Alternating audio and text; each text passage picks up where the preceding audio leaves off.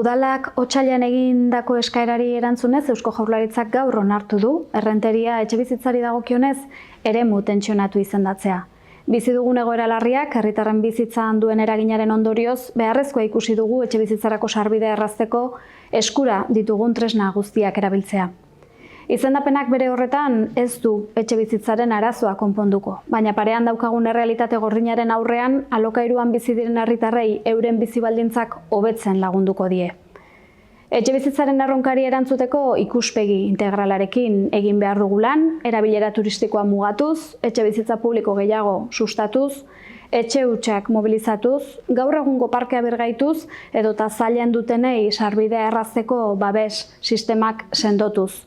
Aldi berean argi dugu emaitza esanguratsuak lortzeko erakundeon arteko lankidetza eta Donostialdeko udalerrion arteko koordinazioa eta konpromisoa ezinbestekoak izango direla. Horregatik, orain arte bezala hemendik aurrera ere lankidetzarako borondatearekin segiko dugu lanean, dagokigun arduratik eta herritarrek hala eskatzen digutelako.